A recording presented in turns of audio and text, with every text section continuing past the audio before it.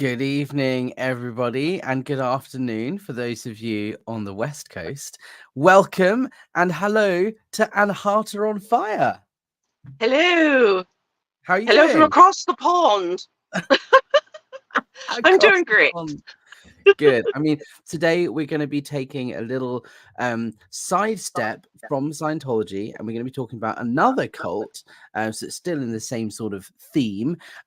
Firstly, I want to say hi to some people in the chat. We've got Juliana Bittencourt saying, Anhata, cool. We got Vault Digger saying, evening, Alex and Co. And Karen's here saying, hi, all. Anhata, before we get into your story and introduce the topic and everything, we met when I was over in LA, didn't we? So I'm so Yes. glad that I can have you on my channel now. Yes. That was so much fun. Yeah, you traveled all the way down from where you live, and it's not round the corner, is it? So I It was a appreciate you. few hours. Yeah, I appreciate you Yeah. taking the time. No, but it was a great excuse to do a mother-daughter trip, which we Nice. rarely do, and she's been wanting to for a while. So, um, yeah. And she said, I don't think I told you that if she didn't know better, she would have thought we were related because she couldn't get in a word edgewise. We are very similar as people. I mean, both have the red hair. We could be distantly related. It wouldn't surprise me. I call you cuz. Yeah. Yeah. Well, Anhata, you were born in a Kundalini yoga cult, which is not Yes. something I've discussed on my channel before. So, sort of Kundalini with or yoga or well, both. either, to be fair. I focused specifically on Scientology, and I'm trying to branch out and do more Sure. cults and coercive groups and that sort of thing. And I think this is a really good chance to do that. So, do you want to explain firstly a little bit about what, before your story and how you got into it and your upbringing, what is Kundalini yoga and why is it a cult? Yeah. Well, the uh, Kundalini is something from the Hindu tradition in India, which is energy that as you become spiritually more enlightened, it goes up your spine, awakening your chakras until you reach enlightenment where your crown chakra has been activated. It's activated all the chakras going up. We have 7 major ones if you didn't know. And when that happens, you have a Kundalini awakening and you're like directly plugged into the source now. You don't The have to source is ask in like L. priests. Ron Hubbard source. Ew, ew. Wrong source. Wrong source. Wrong source. No, this is like the universe. Like you've it sounds just like Scientology because that's where he got it from. But you're literally, the Kundalini awakening is like you've literally unplugged the matrix. You can see the code. You understand. You are an you are a multidimensional energetic being having a human experience. It's a whole thing. And and many of the mystics and masters from all over the world have had this experience, and the Hindus call it Kundalini awakening, right? Mm. And it's discussed in the Upanishads. That may not be the way you're actually supposed to pronounce it. I don't know. But some of the holy writ in India having to do with Hinduism discusses Kundalini, and they have meditations and chants and poses and things that you can do to assist in your Kundalini awakening should you wish to do so. And there's a whole program for it because stuff can happen when you're doing energy work. Sometimes shadow stuff pops up. Maybe you came from an abusive family. Maybe you went through a really traumatic event at 16 and you didn't deal with it then. Well, guess what? It's going to come up now. If you don't have teachers around you who know what they're doing, this can be a very dangerous time if you have like a heavy trauma history, or if you have a family history of like mental illness or anything along those lines. So if you're going to do Kundalini, yoga, which does exist, or any other Kundalini exercise, do your research. That's all I'm saying, folks. Do your research. Because So, it sounds to me like a step above. Like, I am by no means an expert in yoga at all. But from all of my friends and people that I know that practice yoga in the normal sense, it's much more simply about breathing, exercise, and being healthy and stretches and this sort of thing. But Kundalini yoga seems to take it that extra level, excuse me, to be a spiritual experience. Based on the fundamentals of the yoga practice. Am I understanding that right? Kundalini yoga is so different from your regular yoga class as to be like the difference between a marathon and a triathlon. Right. Okay.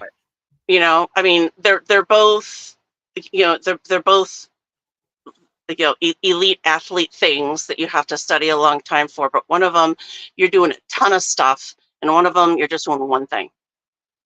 Right. And in like Hatha yoga or Bikram yoga or or like Kriya yoga, you're working on mind body balance. Pretty much that's just what you're doing. You're not trying to do anything else. You're not trying to gain spiritual awareness. You're not trying to have a spiritual awakening. You're not trying to open your chakras. You're not trying to see auras. Kundalini yoga is using positions, intense breathing, and by positions I mean like you hold like really extended, difficult positions for a long time and do like really heavy breathing in order to achieve euphoric states, which make you feel like you're having epiphanies and awakenings because you're high. But but there's a whole bunch of reasons why you're doing it, which is one of the problems I had with the Kundalini yoga as taught by Yogi Bhajan. When I discovered what it was, I'm like, no, you're not supposed to do yoga so that you can do party tricks like see auras. It's like, and that's what he was teaching, kind of like L. Ron Hubbard. I was going to say it sounds not too dissimilar to Same thing. It's different to TRs, but it sounds not too dissimilar to the way that TRs work. It induces you into a hypnotic state where you're suggestible. With Kundalini yoga, it sounds like your breathing exercises gets you to focus just on your breath and then potentially starving yourself of oxygen, not enough to pass away, but enough to kind of put you in a suggestible state. And being in the same position and not moving for extended periods of time, you end up hallucinating. And that's what you do in the very basic TRs. You sit there and you just stare at someone. You're not allowed to flinch or move or twitch or anything. And the whole point is you keep doing it until you have some sort of epiphany, and then you move on to the next thing. And that whole concept puts you in almost a trance state, which is where you can then become indoctrinated, which is what happens in Scientology. Yeah. And that almost exactly describes what happens in a Kundalini yoga class. Sure. Yeah. The arms over the head and breathing fast, I've read over and over and over again. People will say, yeah, that's going to get you high. Without question. It's like what you're doing is you're getting these people high, and then you're having them lay down in the corpse pose or the savasana afterwards. And then he was walking up and down the aisles, indoctrinating them while they were coming down from their high. I want to share this. So it's yoga training routines. So yeah. Sure. Yeah, that's a good way of describing it. I just wanted to share this article. I'll put the link in the description down below. Oh, that's my dad. Is it really? No way. That's my dad. Yeah. Guess which one? Can you get? I look just like him. Guess which one? I can't guess from this picture. Which one? Bottom. Okay, I can't do left and right. This one? Bottom, front, next to the black guy. This guy. Can you see my mouse? I cannot see your mouse. The guy with the beard next to the black guy with the beard. Yeah, with his arms crossed on the very end. That's the one I guessed. Wow. That's my dad. Well, this is an article, The Juggernaut: How a Cult Turned Corporation Hijacked Sikhism. And Yes, you know, that's a great article. I love I'm that not article. going to read it all here, but Yeah. I'll put the link in the description for people who do want to read it. It talks about Yogi Bhajan, or what is it? Bhajan is how you pronounce it. That's how A they did Punjabi anyway. con Yeah. man created the Kundalini yoga brand and turned a centuries-old religion into a commodity that centered whiteness. This Yes. all started in 1969, right? Which is Yep. when your mother got into it. Yep. Do you Yep. want to talk Yep. us Right. through Right in the how beginning. your mother ended up Mhm. joining the cult and Well, how it all she started? was in LA. It started in LA, which, all good cult stories start in LA. And she was looking for something besides drugs, because drugs only got you so far, and you only stayed there for a while, and then you came back down, and it's not sustainable. The Or healthy. excuse me, or healthy, Yeah. right? And you can't really hold down a job for a long time if you're doing all that stuff. So she was 19, and she was looking for some stability, some direction. What am I here for? Who am I? And she joined a yoga class in LA, thinking, you know, this sounds amazing. I would love to study yoga and learn about Eastern things, because there was basically like 2 books at the bookstore, and that was it. There's no other information out there. And she would be learning from a guy from the Punjab. She's learning, straight from the source. This isn't like some white person who thinks they know yoga. This is like a real person from there, right? So he has like all this authority naturally just by existing in LA in 1969. That can be completely unquestioned because there's no Google. Yeah. So that's how she got started. She took a yoga class. And I think that's one of the things that, like, one of the questions people ask me all the time is, why did you join, or how did you fall into Scientology? Like, how I would never be so stupid. Who would ever join a cult? And No people one joins don't a cult. join cults, right? Yeah. People who are in vulnerable states or situations in their life, and it sounds like your mother was in one of those. She was looking for answers, looking for a meaning, a Hmm. purpose in life. Hmm. Everybody goes through that phase in their life at some point or another. And Hmm. cults have a really good way of picking people up at those specific moments and luring them in, 19. and saying, look, it's just a yoga class, we can teach you more and you can learn stuff, and Hmm. it all sounds very harmless. It's not a cult or anything. And that's how they got your mum in, right? Yeah. Yeah. And he would, and he quickly realized that he could turn this into like him being a lifestyle guru, because people were saying, well, what about Ayurvedic? What can you tell us about Ayurvedic medicine? What can you tell us about this? What can you tell us about that? And he was a customs officer from an airport in India. So it's not like he studied any of this stuff. It's not like he was a yogi who came over to share his wisdom like, Paramhansa Yogananda. But I think he realized quite shortly after arriving, and this is just me in my head, I think he realized quite shortly after that Paramhansa Yogananda showed him a perfect roadmap. Paramhansa Yogananda had Kriya Yoga.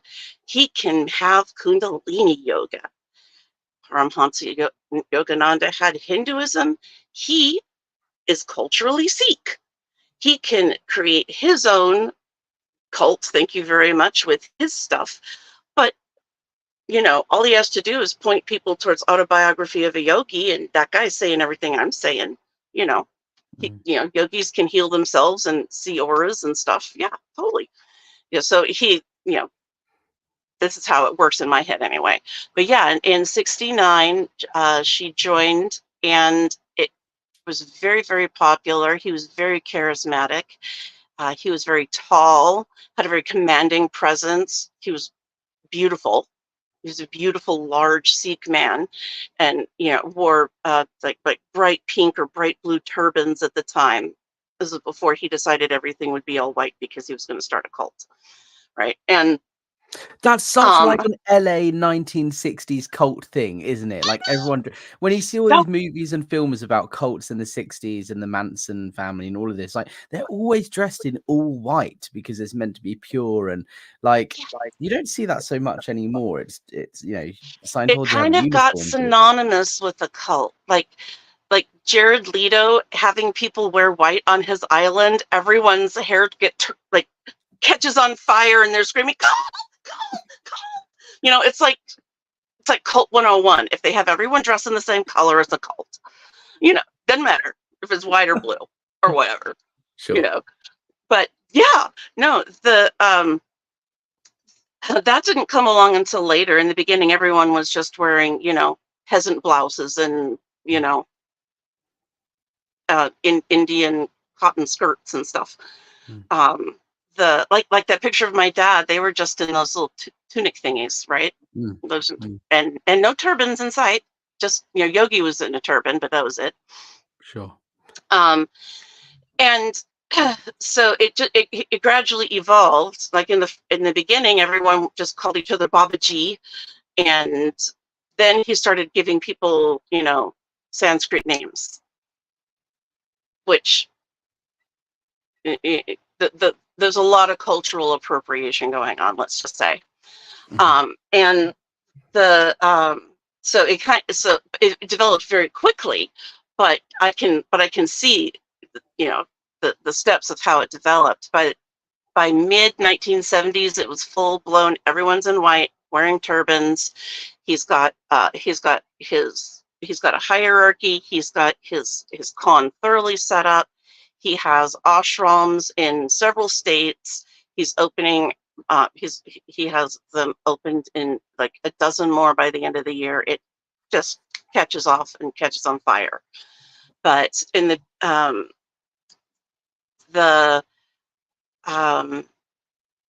first ashram that, I mean, I'm not entirely sure what the situation was in LA. The situation in LA is really fuzzy in my head because my mom was there twice at 2 different times.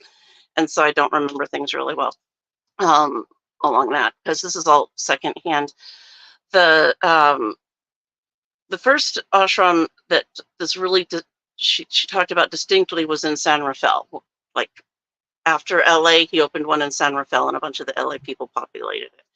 And that's where she caught the eye of my dad, and he requested that Yogi arrange their marriage. So my mom and dad's marriage was arranged by Yogi Bhajan. My mom didn't know him, and he didn't really know her. They just knew of each other. And they got married on the summer solstice in the New Mexico desert during the first solstice event that they had on their New Mexico property, in a mass wedding ceremony. And her wedding photo is like one of those 70s little square photos with a sea of people in it. There was like maybe 60 people, like 30 couples got married. I don't know, it was a huge amount of people. Yeah. So it's sounding very culty, Anhata. You know, it's very difficult to tell this to people and them not ask you, was it a cult? Because at this point, usually by now, people are saying it's a cult, isn't it? You know, but at the time, cult, like, again, put this into perspective. This is 1969, like early 70s. Like, this is not like the whole idea of cults was still quite new in the American vocabulary. So now, like nowadays, something like that was to happen, a lot of people would back out and it'd be very clearly a cult. But back then, this wasn't as common, as popular. There weren't Netflix documentaries about stuff. Oh, this is first generation. Yeah, so this is when this is first generation, you know, new wave cult. This, you know, Age of Aquarius, you know, the Vanessa's here saying, love both of you. Glad Anhata is sharing her story. She's a strong woman. Hi, V. Thank you, Vanessa. Yeah, so what were we saying? I lost my train. We're talking about your parents getting married in the New Right. Mexico desert. Yeah. And they shortly thereafter, they were sent to New York to start an ashram there. They were sent to Staten Island. They had a houseboat, I think. They had a houseboat on Staten Island that someone had donated, and a bunch of them lived on it. And then they eventually moved to Brooklyn, which is where she had my older brother, and then got pregnant with me. Then, when she was on a trip to California, my father committed suicide. And so she stayed in California, and she stayed in the ashram for another 2 years until she left. So it was a pretty traumatic 4 years for her, because my father, they got married in 1970, and she left in 74. And for the first year and a half, my father was one of the instructors for Kundalini yoga in Brooklyn, and he started having psychotic breaks, and um, the the really bad type of Kundalini awakening. And so my mom was trying to deal with that. Then, like, okay, so now I'm pregnant and this is happening. Okay, so he just threw my scarf off the Staten Island ferry because he said it was possessed by a demon. Okay, now I have to go home and make dinner. She is 20 years old, and no one around her has any idea what's going on. It's like, it's a dark night of the soul. He'll be fine. And also, you're in an organization that is supposed to have all of the answers, right? So she already at this point would have been conditioned to believe that by practicing more of this Kundalini yoga, that's what's going to fix the issue. That's what's going to provide the answers and help in this situation. But there aren't any trained professionals. There aren't any psychologists or medical experts around who know how to deal with things like psychotic breaks. It's all just coming off the back of what this one guy made up and said is the way to fix problems like this, right? Mm-hmm. Yeah, so you can imagine the advice might be, oh, meditate more. It's like, when that's what caused the problem in the first place. So she had a pretty I mean, I could go into like everything that happened with the psychotic breaks and that whole experience, but it's really more my mom's story. I got it all secondhand. But I will share my favorite anecdote. He decided to get rid of his guitar because it was possessed by demons as well. So he sold it to some guy and said, in all fairness, I have to tell you, I'm selling this because it's possessed by demons. And the guy said, oh, it's okay. My sister does exorcisms. So, I mean, this is 1970 in Brooklyn. Wow. He's not really standing out that much, let's just say. America. Yeah.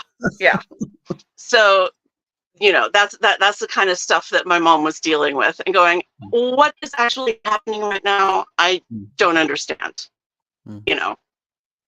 Can someone help me? No? Yeah. Okay. I guess I'll just wash another load of clothes. It was a really sucky situation to be in. And then when she was in California and he committed suicide, that thing just got real dark. There's an effect, especially back then, where suicide was like a contagion. It's like everyone around it was like shunned because no one wanted to face it, talk about it, deal with it. There was a lot of religious stigma that your dad went to hell. Your dad committed suicide. Your dad's in hell. people would say that to me. Like, oh, I'm so sorry that I committed suicide because he's in hell. Yeah, that's a Even if you're not a Christian, you don't believe in heaven and hell, that's still not a nice thing to hear when you're a about God. child. Yeah, yeah. As an adult, I would be happy to give you any number of opinions that, and you're not going to, excuse me, I just kicked my stand, pardon me. It's And okay. I can give you any number of situationally appropriate responses as an adult, but as a child, Mm, especially if an adult is telling you this, you're not allowed to talk back. mm. Um, And but you were yeah, very young so at this point. How old were you? Like 4 or something? no, when my mother was pregnant with me when my father committed suicide. Right. But like when you were having these conversations, you were When very I'm having young. these conversations with mom, the suicide conversations didn't start until 9. Right. She was very good at giving me situationally appropriate information for my age. Hmm. And like when people would ask what my name is, because Anhata is obviously not an English name, my mom told me my name meant lotus of the heart, which is a poetic way of saying the heart chakra. But if you say Hmm. heart chakra, then you have to explain what chakra is. And if you do that, you have to explain what Hinduism is, or what Sanskrit is, which is a classical language of India. It's a if you give a mouse a cookie, rabbit hole. My name is if you give a mouse a cookie, rabbit hole. And my friends used to laugh when they would see me be introduced to a new person and have to go down the rabbit hole, because it just is a thing.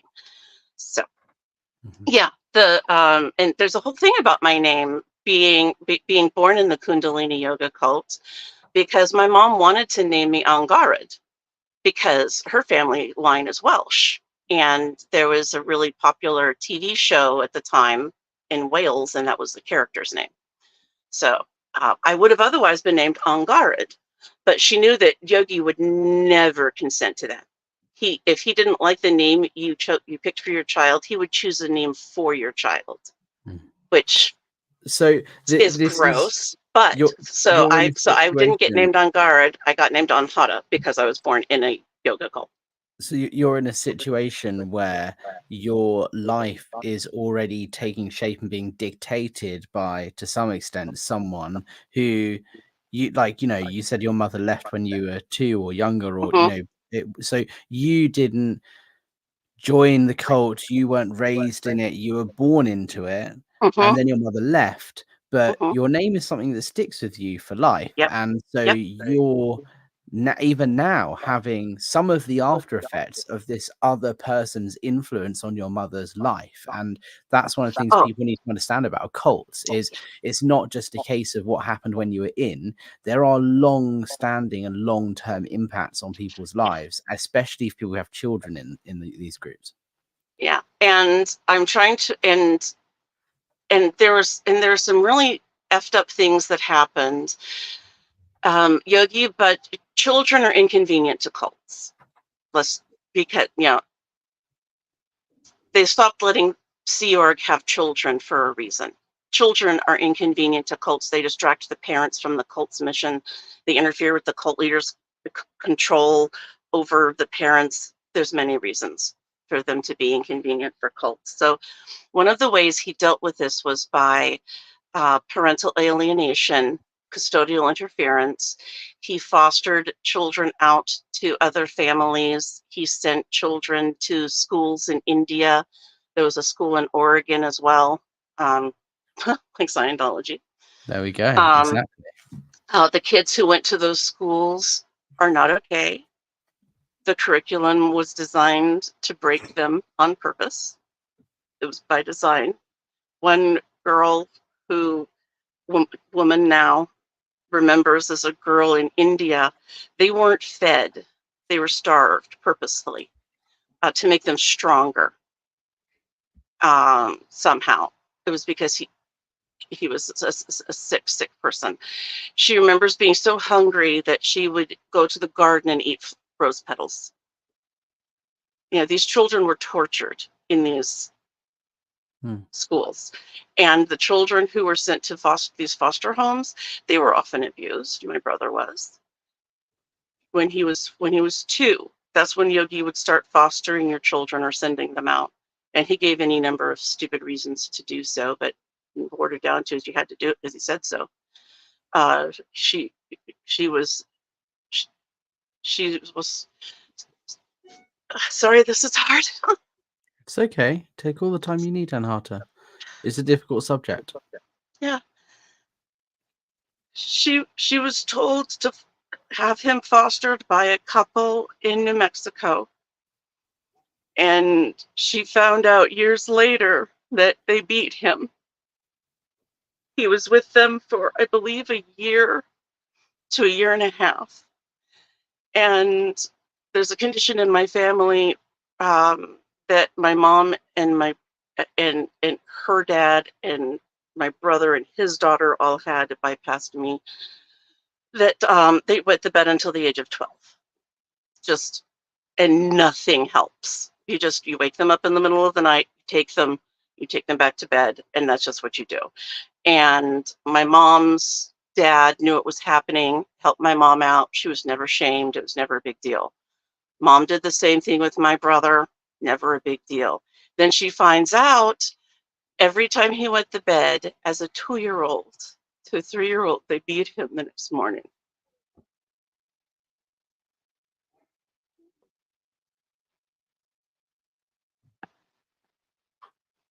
Because that would make him stop, right? And so that explains that, when I found that, I was like, oh, that explains a lot. That explains why he has to have control in all situations. Okay, I get it now.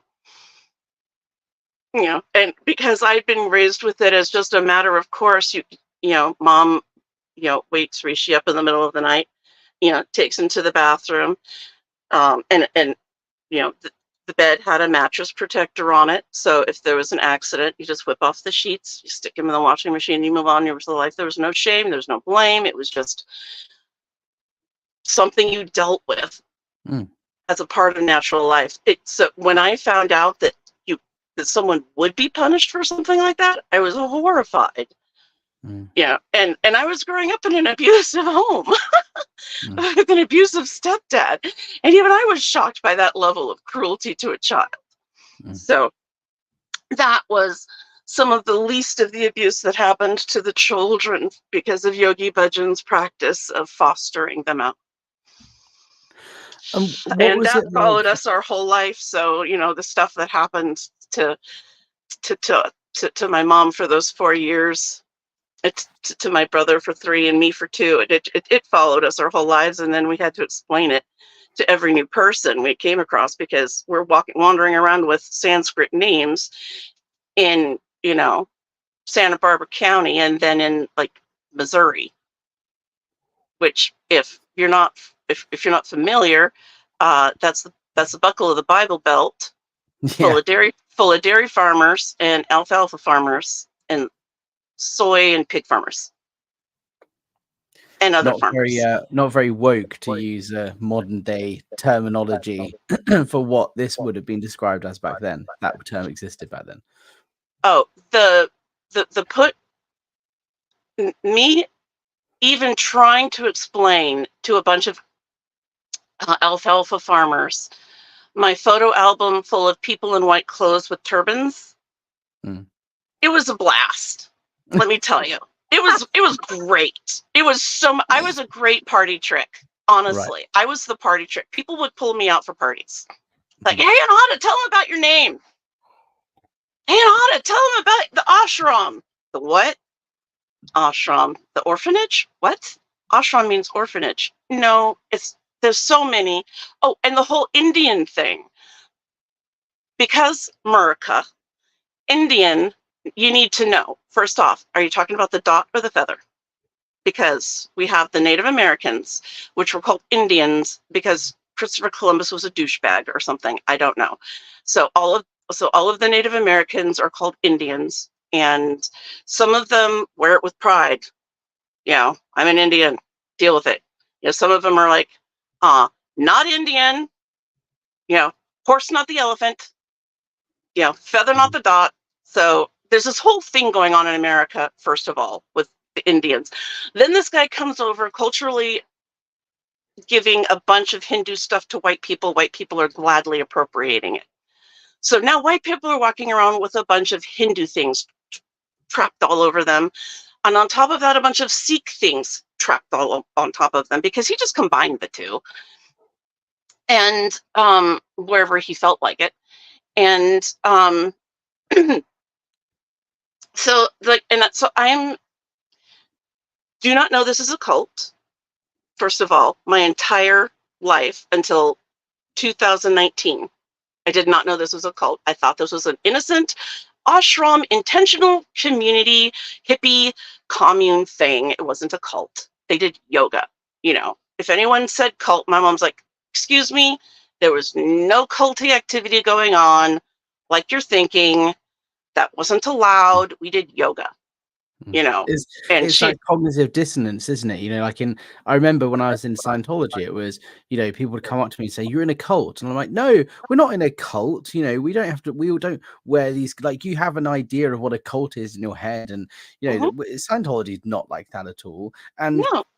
Obviously it is, but you don't realize that at the time. And it's the same with you. Even though you have the stereotypical culty stuff of group marriages and all dressed in white and all of this, which on the face of it getting new very names culty. Yeah, even though on the face of it that ticks all the boxes of what one would describe as a cult, you still didn't realize it was a cult because you hadn't looked at it in that way from a healing perspective, right? What was it that in 2019 made you look at it in a different way and start realizing, maybe this is more than just yoga? I read Pamela Sahara Dyson's book Premka. She was Yogi Bhajan's second in command. She was supposed to take over when he retired. He was her, she was his chief secretary. He had this secretariat of, he called them nuns, which ran his life for him and did all of his business things and all of his household things. And she was in charge of the business things. She spent the first few years doing a lot of translations, getting a lot of literature set up for him. It's a very interesting book. But she lays out how abusive Yogi Bhajan was, how blind she was to it in the beginning, and how he would indoctrinate everybody. Yep, right there. Yep, that's the book. And by the time I was done, I was like, this explains a lot. My mom is actually mentioned in the first chapter. Wow. Yeah. She has a YouTube channel, and she's done a few shows with Steve Hassan. She's got a very good show with Steve Hassan that I watched. After I read the book, I went down the rabbit hole and I read 2 more biographies, and then I caught her show with Steve Hassan, and that got me interested in Steve Hassan, and that got me over into I caught one of his with and I don't even remember at this point which one of the ex-Scientologists. And that got me down the Scientology rabbit hole, because I was recognizing the techniques that they were talking about. That's what Yogi Bhajan would do. It's like something else they would talk about. Oh yeah, that's what Yogi Bhajan would do. Something else they talked about. Oh yeah, Yogi Bhajan did that too. And I'm like, ping, ping, ping, all these things going. So it's like, now I'm down a double rabbit hole. Now I'm down my cult rabbit hole. And now I'm down just cults in general. That's, Scientology specifically, because that's the mega cult. If you study Scientology, you know all the cults, because Scientology just used everything. I think John Atack said the average cult uses 12 to 15 different coercive control techniques. Scientology has 3,000. It's like it's like LRH set out to create the most comprehensive, best cult he possibly could. So that just that was jet fuel to my little rabbit hole scooter. And do you think that Yogi Bhajan, when he started the cult? Because this is a big discussion with the Scientology thing, is whether L. Ron Hubbard set out to start a cult, or whether it's intentional or not, whether it ended up being a cult and he believed his own bullshit, and whether it ended up, that's a whole story and a whole debate. Do you think that with Kundalini Yoga and Yogi Bhajan, he intentionally set out to deceive and coerce people, or do you think it started out with good intentions and ended up evolving into something more sinister?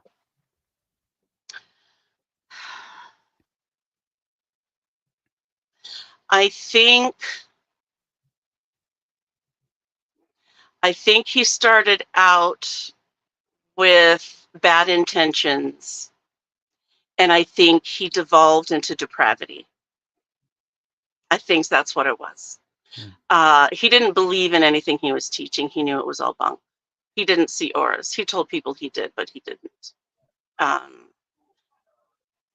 From all I can tell, he took one yoga class when he was 16. And the rest was all just knowledge he had from his culture. His mom was Hindu, his dad was Sikh, but he wasn't raised spiritually Sikh, just culturally. He was not a good man, and his whole purpose for building the cult was to create a fortune and to create, a bunch of semi-slaves to do all his bidding. Where have we heard that one before, Anhata? Yeah. And no, surprisingly, it still exists today, right? Like 3HO is what it was called, right? Yes. So that there's a website. I was looking this up just before we went live because I wanted to prepare it. 3HO still exists today. This is their website. And then there's a point you're talking about the different names you get earlier on. And this is what they say: spiritual names. A spiritual name is a tool given to align your actions with your highest destiny. Through its sound and meaning, it is a guiding force in your life's journey of self-discovery. All are welcome to receive a spiritual name and experience the positive impact of this technology, uniquely found only at 3HO. It says nothing there about it being a coercive control technique. Yeah, we want to re-identify you. We want to change your identity. We want to, snuff out the old, implant the new, and we're going to give you a new name and new clothes to help solidify it. Kind of sounds like the army. Yeah. And it's pretty cult 101. The building blocks, a roadmap of everything you need to know. Like everything you need to know in forever, like the whole of knowledge that it's here. And I bet you learn it in 2 weeks. Yeah, but what they don't teach is grammar and spelling, because there's a very clear mistake here. There's a massive space between the apostrophe and the S. Someone's underwear's hanging out. So this is their website. They do exist today. Yeah, there's at least 3 studios in London. Wow. If you do a Kundalini yoga search, you can find out how many Kundalini yoga studios are in your area. Wow. Just if they have a picture of Yogi Bhajan in it, walk away. They haven't unculted themselves. Some of them have begun unculting themselves after Premka's book came out. It caused a huge, technically Pamela's book Premka came out. My mom called her Premka my whole life, so I just automatically call her the American Sikh name. So I grew up hearing stories about her and about the other people that I read about in the other 3 biographies. So one of the guys' biographies that I read actually fell in love with one of the women who was my mom's best friend.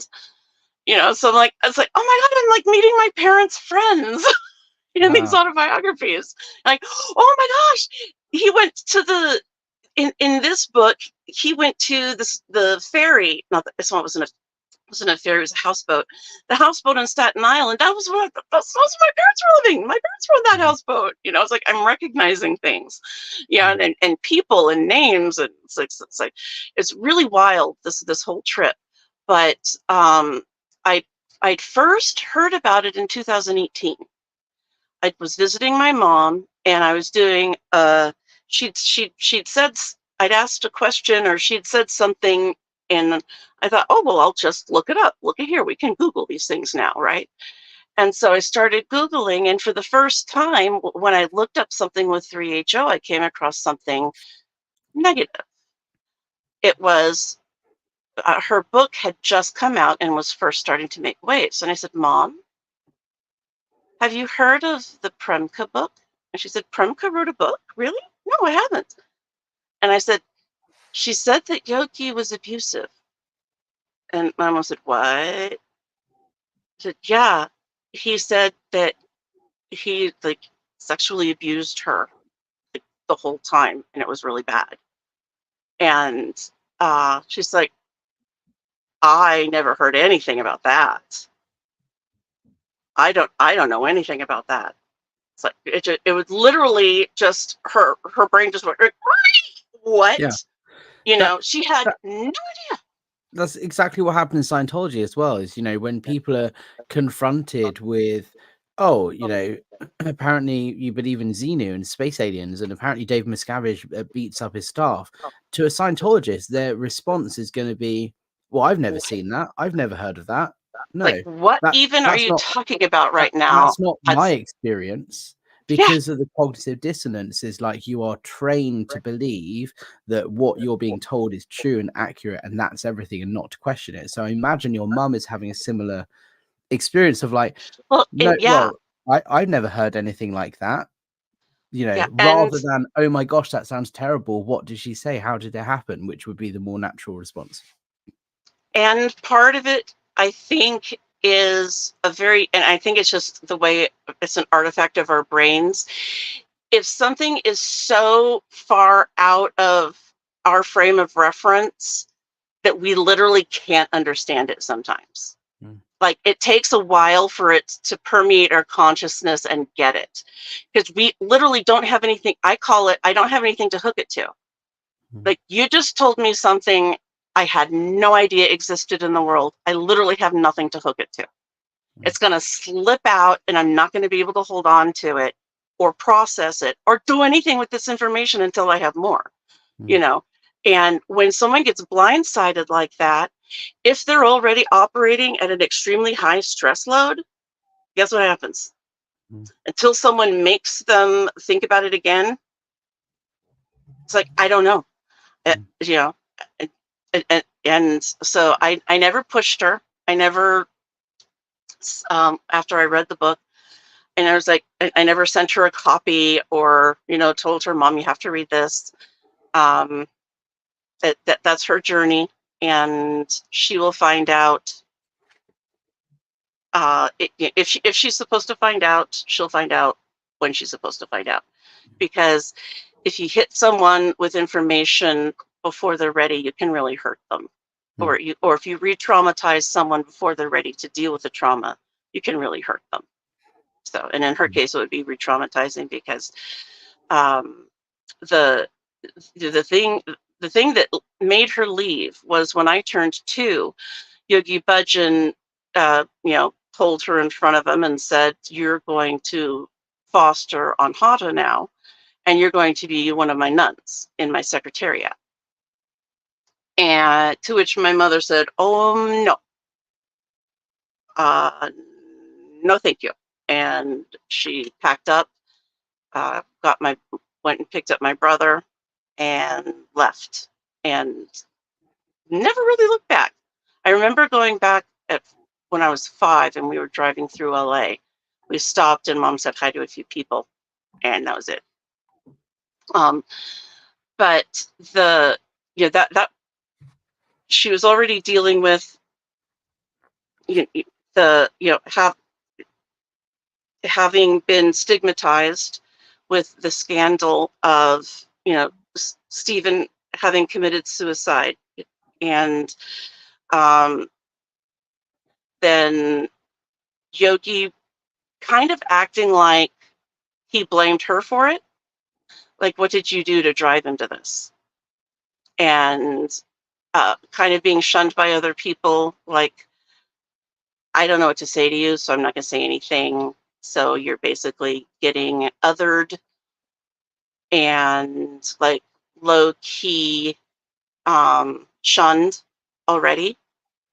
And then she's told to foster her son, and so all she has now is just me, and she's all alone. So it took, after she left, if I remember correctly, she said she moved in with a friend, but wasn't able to save up enough money to get her own apartment. And she realized it was either going to be, you know, roommating, which is not ideal with children, or she's just going to have to move back home. So she did. When I was 2.5, we moved back in with, or she moved back in with her mom, back into her old room in the, you know, where she went to high school, only this time with 2 kids and a widow. And you know, the there was a lot of betrayal. There's a lot of betrayal,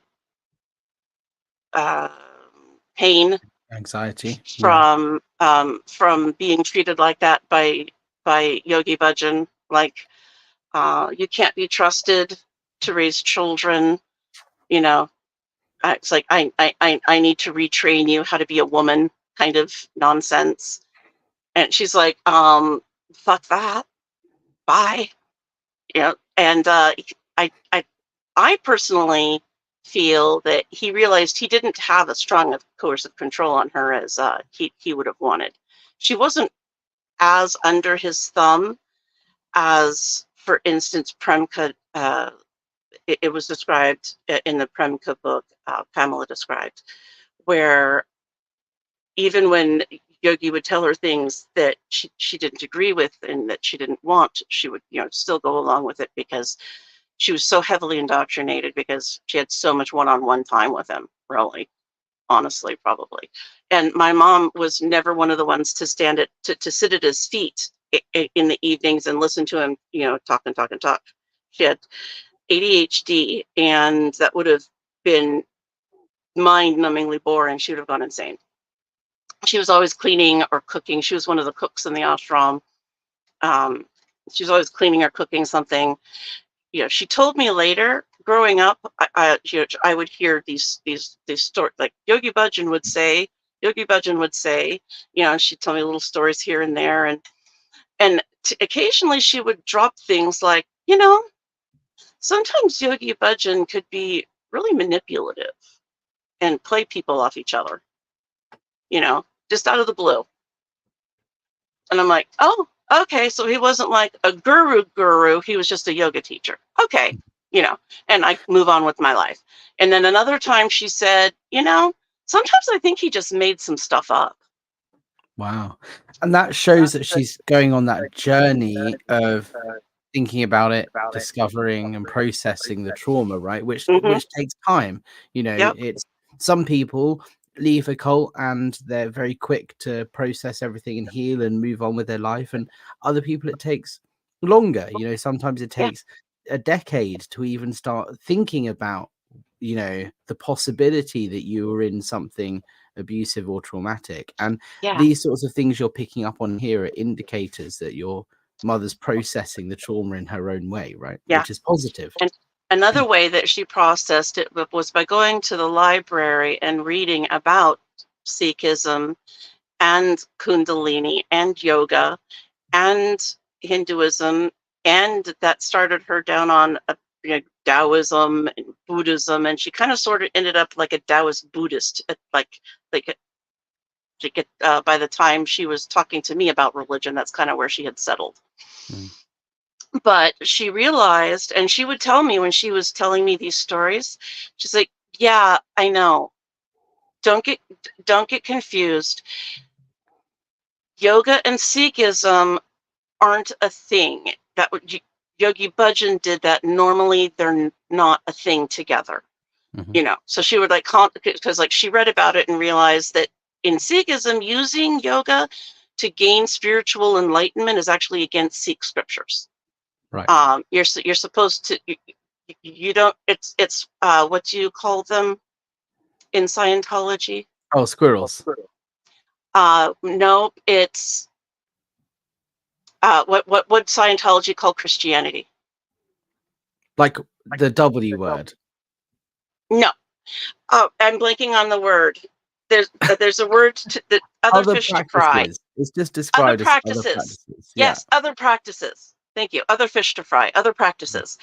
It's other practices in Sikhism to use yoga to raise your Kundalini, because you can do yoga and raise your Kundalini and experience no spiritual benefit because you haven't been doing any work. You haven't been doing the shadow work. You haven't been realizing that, oh, that's an egoic thought. Oh, that's more of a higher self thought. Like you're not doing the work. You're basically taking LSD to go talk to Jesus instead of meditating in order to, like become one with Christ consciousness. They're two very different things. Sorry, I'm probably saying a lot of things that your audience has no idea what, but guess what? I was No, born in a Kundalini yoga cult. I I think did they're not following. choose the smudge life. The smudge life chose me. So Linda P. Golan here is saying, just popping in, have so much respect, support, sorry, to Anhata. thank you, Linda. There we go. Hello. There's some other stuff that I'm starring as we go along. Oh yeah, I'd love to answer questions Yeah, if I Rachel can, because Harris. I'm not an expert, and You're an expert in your experience. I'm an expert in my experience, and and any mistakes of information that I give you are mine, and don't blame my sources. But no, when my mom left after 4 years, she kind of did as much of her own deconstruction as she could without it actually admitting that it was a cult, because she never believed that it was. And like I said, part of that was was teasing apart, oh, this is actually Sikhism, and this is American Sikhism, which Yogi Bhajan was teaching us. Okay, they're two different things. So that, with her like scientific mind, like she needs to know the way things work. So that was kind of how she deculturated her, unacculturated herself, I guess. But I mean, she took back her birth name. I mean, she stopped going by Suri Kaur. She went back to her birth name. She went back to wearing normal clothes, and ended up having to figure out how to explain how to make any of those 4 years make sense to her children when they start asking questions. And bless my grandma's heart and her sister's heart, my aunt. They were beautiful. My grandma was a beautiful Christian woman. My aunt still is, and they had very, very little judgment and a whole lot of love.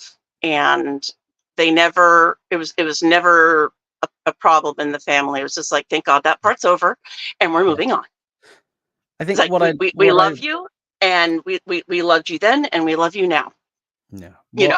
What I really respect is your take on this as well, because you were born into this thing. You had no choice. It wasn't you didn't join the cult. Your parents did. Your mum did. And so in a way, your mother is the one responsible for a lot of the trauma and hurt that you undoubtedly experienced in your life. But it seems like, because you've done that work of understanding and educating yourself on how cults work, it seems like you see it from the way of how they got your mum and what the con was, rather than it being your mum intentionally trying to hurt you. It was your mum was the victim of a cult, and you, as the child of that, were also a victim.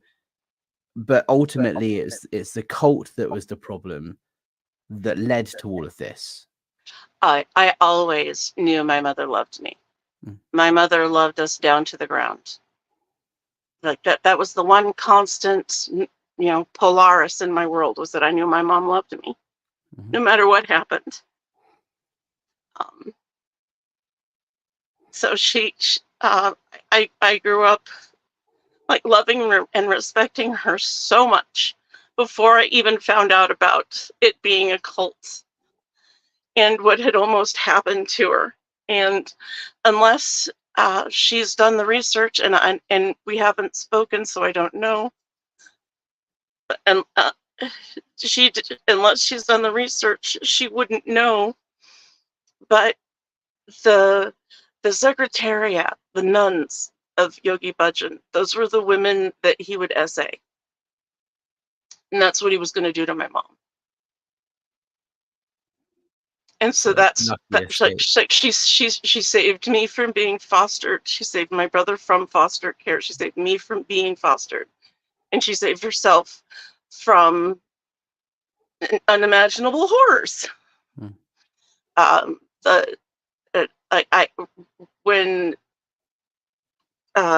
If you go to Steve Hassan's site, he has 3HO broken down, and there's a really good graphic that shows how Yogi Bhajan set up all of these separate satellites around him. Like a call security is over here. The Siri Singh Sahib Corporation is over here. The Kundalini Research Institute is over here, and they're all siloed. And then he has all of these itty bitty things around. And he was basically, his business was extracting the wealth of his Kundalini yoga practitioners. That was the con. That was the whole point of 3HO, was to extract their wealth, either their inheritances in order to buy properties, or in order to buy businesses, or in order to buy Yogi Bhajan a luxury watch, or jewelry. He loved luxury cars and jewelry. And the parallels to Scientology are so insane. Like, this is the thing. Can you see why I became obsessed with SPTV? Can you see how I became obsessed? Yeah. Sound like David Miscavige much? Yeah, exactly. Daniel Chamberlain's in the chat. I've starred your other question, Daniel. We'll get to that in a second. But Danielle just said, interesting, isn't it? I've always said my mother loved me unconditionally. But people say, how can you say that when she put you in Scientology in the Sea Org in the first place? And I think that's what we're trying to get at, is that, every person is different. Like, I can't speak for how your mother was or how Danielle's parents were. But, my understanding is someone who joined Scientology. If I had kids and I was still in Scientology, of course I would raise my kids in Scientology, because I would have been fully under their spell and fully believing this is the best way to cure the planet's problems. So of course I'm going to raise my kids in Scientology, because I believe in it, because I've been conned and I'm a victim myself. So I understand that first gen mindset in a way. I also understand how vastly different it is being, obviously I wasn't, brought up as a second gen Scientologist. I joined of my own choosing. So I don't fully understand the second generation mindset, in that I'm not a second gen, but I can understand the frustration, because the whole situation is so different. Because when you're raised in it or born in it, you have no choice. And it seems like for you, with educating yourself on how cults work in general, and then specifically about Kundalini yoga, you've been able to kind of piece together as a second generation cult member, and try and understand how your mum didn't intentionally hurt you, even if that is what happened. Oh, she had the best of intentions the entire time. And it's a saying, the road to hell is paved with good intentions. People, empathic people who want to change the world are like me when I was a teenager. Exactly. That's the perfect person for like a predatory, malignant narcissist to feed from. Those are the people that that's their preferred food source. If we're going to go by the HG Tudor paradigm of, narcissist, fuel source. empath, food source thing, or energy source, like that's cult's bread and butter. That's who they target, because those and if you've been pre-primed with either family abuse or some other kind of trauma, then you're sitting duck to these malignant narcissists, predators, like a predatory romantic partnership, like my mom fell into after she escaped the cult, or either you fall into another cult, which happens. Sometimes people leave one cult and end up just in another one, because, this one was an MLM. The other one was a yoga cult. I didn't think MLM was going to be a cult, but I have a theory that once you've experienced narcissistic abuse, either from a family situation,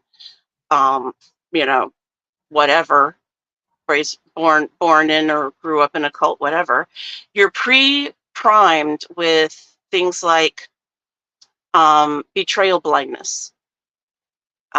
Anyone who's done research in this has heard about betrayal blindness, but I don't really know how to describe it really well, except for, in order to survive narcissistic abuse, you have to pretend that they're not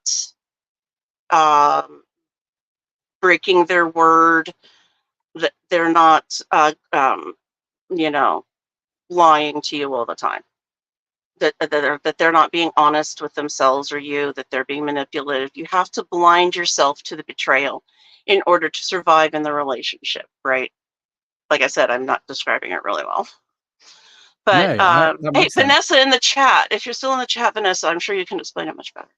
But yeah, so like there's a whole host of things that are the effects of narcissistic abuse, right? It's like, if you did a quick Google search, you could probably find a bunch of like top 10 lists of narcissistic abuse effects of.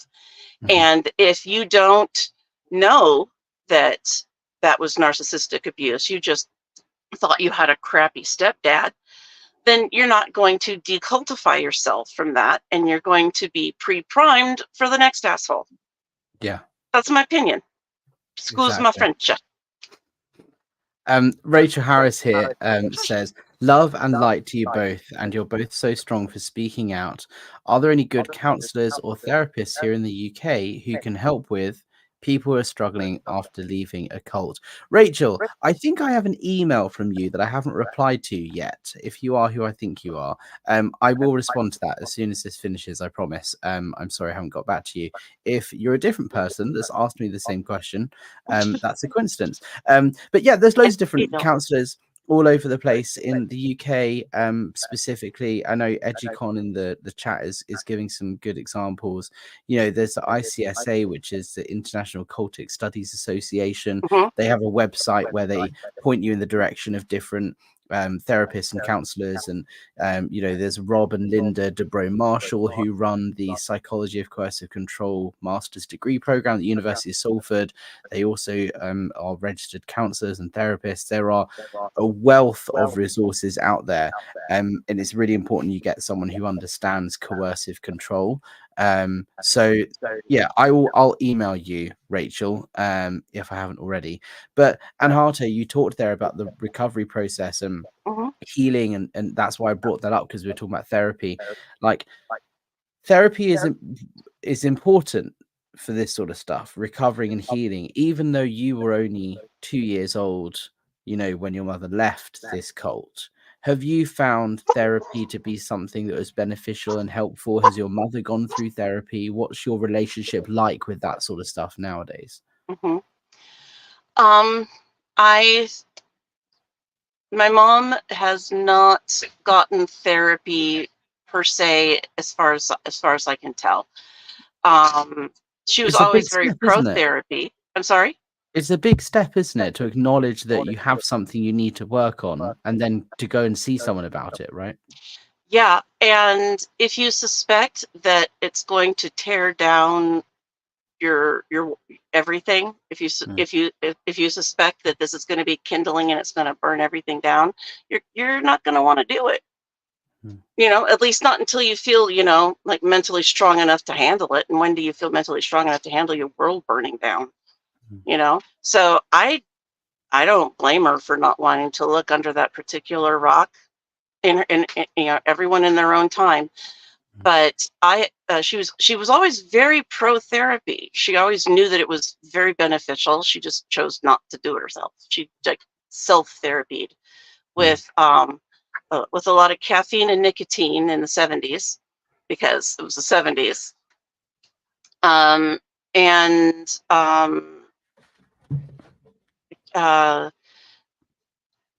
excuse me. Sorry, dogs were barking in the other room, distracting me. What was I saying? It's okay. You're talking about your mother being pro therapy, and Yes. then And I've hopped into therapy as soon as I could. Like as soon as I went to college, it was provided for free for the students. They had a counseling, what's it called? Counseling office, a counselor's office.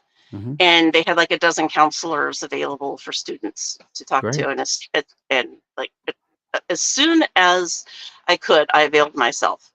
And I've had therapy at different points in my life for different things, and I love it.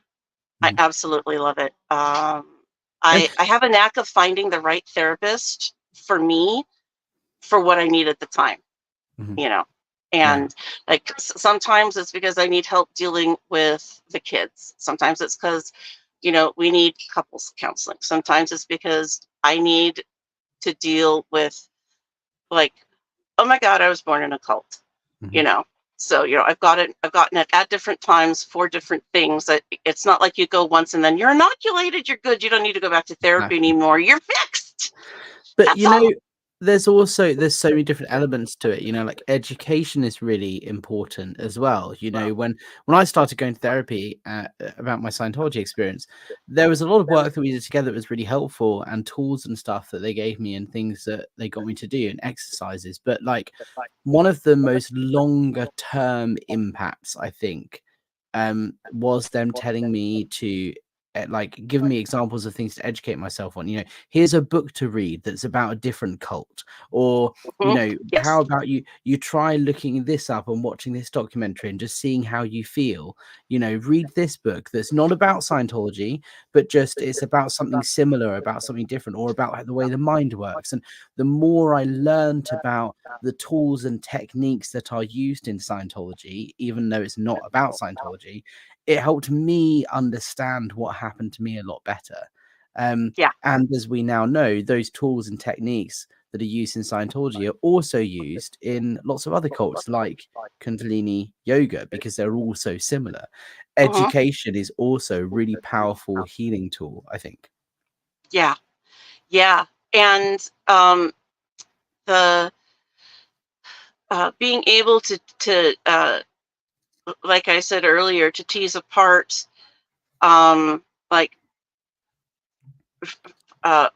and kind of like go to the public library and just pull off all the books you need and just surround yourself until you have enough answers so you can go, okay, I think I figured out what that was.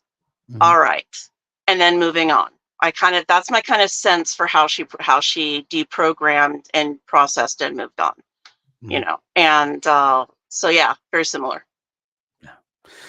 Daniel Chamberlain here with another comment, fantastic one. When I worked in the old Guardian's office, there was a team whose job was to snip any newspaper cuttings where Scientology or cults were mentioned across many newspapers and magazines, etc.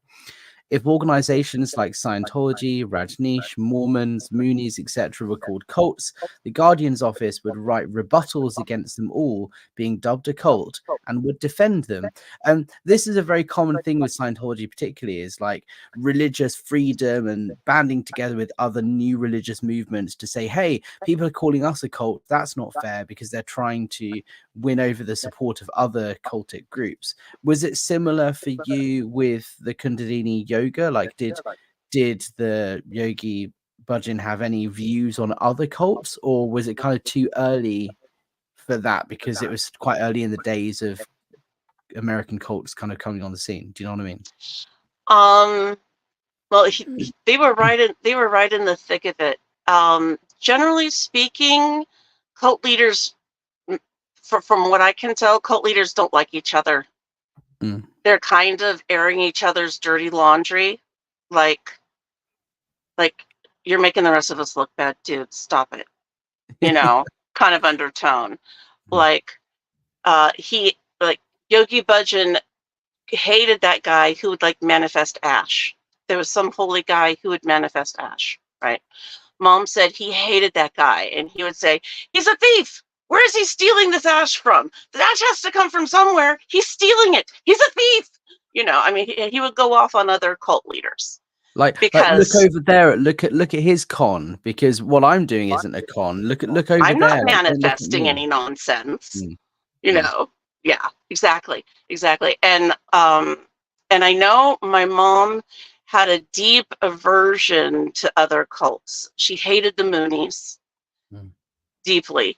She was deeply disturbed by the Moonies and the fact that they to this day have their own newspaper and have an influence on American politics, life, and culture. You know, they're worse than Scientology in that regard. They actually do affect our culture significantly. Scientology still does in terms of mental health. That's another story. But no, the Moonies have a much higher influence. She really hated the Bhagwan Sri Rajneesh. You know,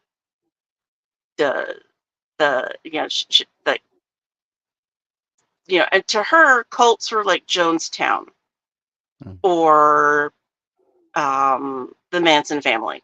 Right. That's the same. When I was in Scientology, people would come up to me and be like, "You're a cult," and I'd go, "No, Jonestown is a cult. You know, the way codes are. That's a cult. You know, Charles Manson is a cult.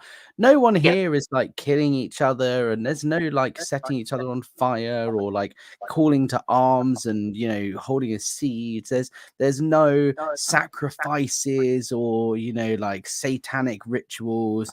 We're That just you know here of. doing life improvement courses. There's nothing culty about that." Because Right? my understanding, Like we're as a not cult all going member, to join a comet. We're not all going to commit Harry Carey and hop on a comet. no, You like, know. but this is the thing, is like my understanding of what a cult was as a cult member was so limited, but now Very I've narrow. been in a cult, I now have researched it and understand, and I'm like, whoa, the general public understanding of what a cult is so vastly different to what it actually is, because the general public aren't educated in a cult being so much more than the white robes and the sacrifices and all that sort of stuff. It's not that. It's mind control, it's coercive control, it's manipulation, and those tactics can happen without all the symbolism and ritual that you would expect of the Jonestown massacre or whatever. Yeah, because and if you don't know that, you can get blindsided by thinking you've got this great new job, and it turns out to be an MLM cult. This is a job. This isn't recreation. This isn't something you chose to do, like a religion or a yoga. This was a job. This wasn't supposed to be a cult. But because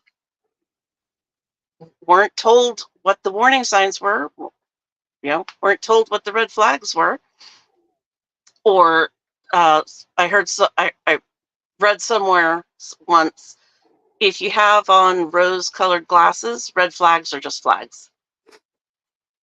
Right. That's a really good saying. Yeah. Yeah. Having unhealed narcissistic abuse are rose-colored glasses. Yeah. Well, Anhata, I really appreciate you coming on and talking to me about your experience. I feel like we've only just scratched the surface. I would love to have you back for a part 2 Yeah. at some point if you're Well, up I for would it. love to, yeah, because I would love to discuss how similar growing up in a small family cult, the similarities were between that and, you know, like a more traditional cultic experience, because, that was the thing that's had the most lasting effect on the whole family. Mhm. Like the yoga thing was just a bump. Yeah. Like that wasn't even the worst thing that happened. Yeah, I know. And that's the thing is cults are the effects that cults have on people's lives is long standing, it's Lifetime. deep, it's lifetime, and I don't think you can ever recover. You can wake up and achieve greater understanding of what happened to you, but this is why cults and coercive groups need our attention, and people need to be educated. And why I'm doing this is because people need to understand that no, it's not just a harmless thing that you join and you're in for a few years. No, it doesn't matter how long you're in a cult. The techniques that are used are lifelong in terms of their impact Yeah. on people. And so And that's why I'm yeah. branching into more different cults and coercive groups, not just Scientology, because it's important that we look and talk about all of these things. Well, thank you. And I don't know of anyone in Britain who's involved with the Kundalini yoga cults, but there's if anyone is curious, Pamela Sahara Dyson, like I said, has a YouTube channel. She has several shows up to describe like how Yogi, but her show with Steve Hassan about how Yogi Bhajan used used sex, um, um, manipulation, and money to run his cult. You know, uh, there's a really colorful man named Gursant Singh who was one of Yogi Bhajan's lieutenants for a long time before he realized it was a cult.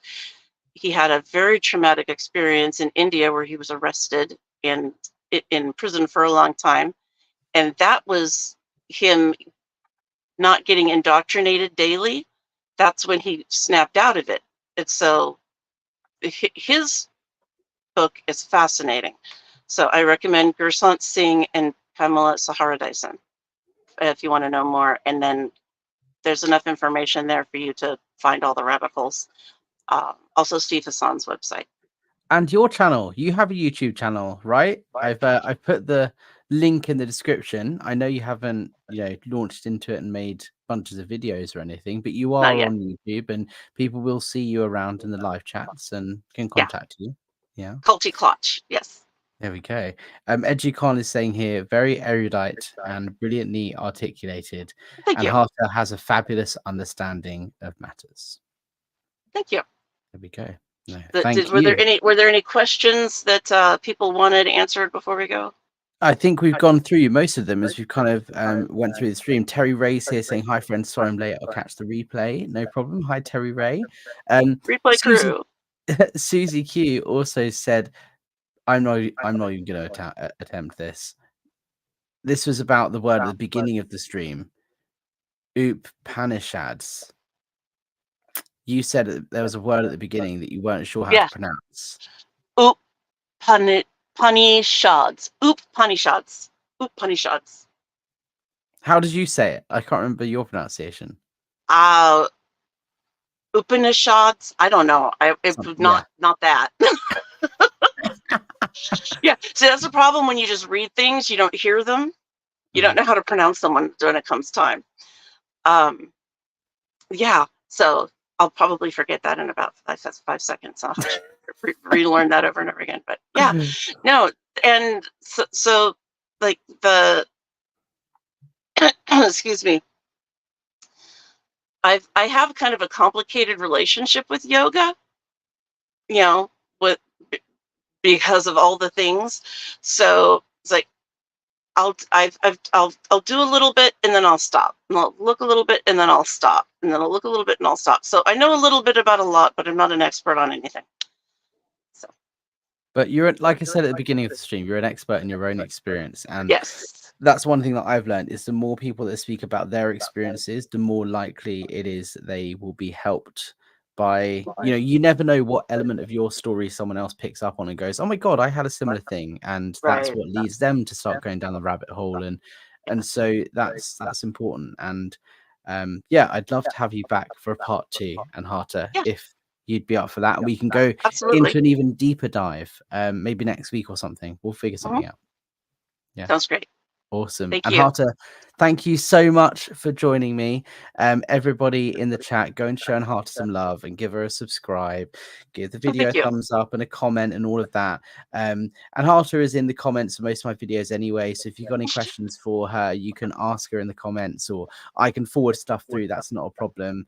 Sure. And yeah, if you want to support the channel, you know, buy me a coffee, all that sort of stuff. But this is more about getting people's stories out there and all of that. So give it a like and a comment so it pushes it out to more people.